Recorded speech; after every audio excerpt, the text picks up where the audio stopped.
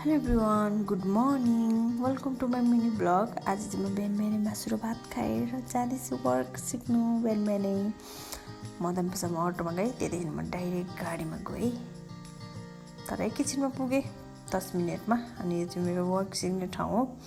अनि त्यहाँ गएर बटाबट आफ्नो काम गर्न थाल्यो। आज चाहिँ हाम्रो 9को सेप बनाउनु थियो 6वटा। अनि म वर्क गर्नु थालेँ, यता बहिनीलाई पनि सिकाउँदैछु, तर त्यस्तो पर्फेक्ट चाहिँ छुइनँ। र पनि आफूलाई आए जति त एकअर्कामा सिकाउनु पऱ्यो नि त। बहिनी र मेरो एउटै टाइम थियो, 9देखि हाम्रो 11 बजीसम्म हो, तर अलिकति 10-15 मिनट ढिलो हुन्छ। र पनि हामी मिलेर सिक्छौँ एकअर्कामा। अनि हामी सिकिसकेर हामीलाई मेमले देखाउनुपर्छ, यो चाहिँ हाम्रो रिजल्ट हो। त्यस्तो भएको छैन नि त पर्फेक्ट, तर पनि आजदेखि हो पहिलो टाइम। अनि आज चाहिँ यसो होइनमा पनि यसो भिडियो गरिदिएको नि त, कहिले कहिले त भिडियो पनि गर्नुपर्छ। अनि म चाहिँ बडीलाई हेर्नु हस्पिटल गएको थिएँ। अनि कफी खाएको हामी। अनि म घर आएँ कफी खाएर हस्पिटलबाट। अनि घर आएर यस्तो तिखा लागेको थियो कि मलाई, यस्तो तिखा लागिरहेको थियो। अनि म चाहिँ कोक खाएँ, अनि चिया बनाएर दाइहरूलाई दिएँ, थियो। अनि आजको भिडियो यति नै।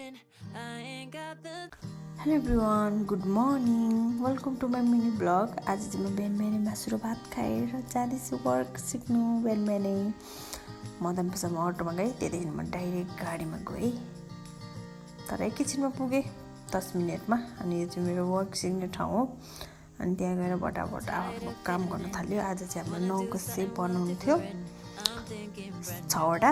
अनि म वर्क गर्नु थालेँ, यता बहिनीलाई पनि सिकाउँदैछु, तर त्यस्तो पर्फेक्ट चाहिँ छुइनँ। र पनि आफूलाई आए जति त एकअर्कामा सिकाउनु पऱ्यो नि त। बहिनी र मेरो एउटै टाइम थियो, 9देखि हाम्रो 11 बजीसम्म हो, तर अलिकति 10-15 मिनट ढिलो हुन्छ। र पनि हामी मिलेर सिक्छौँ एकअर्कामा। अनि हामी सिकिसकेर हामीलाई मेमले देखाउनुपर्छ, यो चाहिँ हाम्रो रिजल्ट हो। त्यस्तो भएको छैन नि त पर्फेक्ट, तर पनि आजदेखि हो पहिलो time.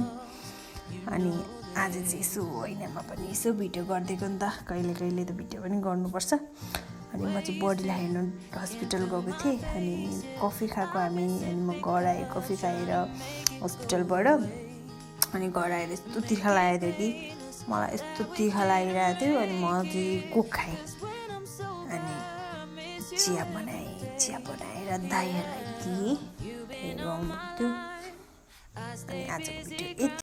Hello everyone, good morning, welcome to my mini blog. आज चाहिँ म बिहान मासु र भात खाएर जाँदैछु।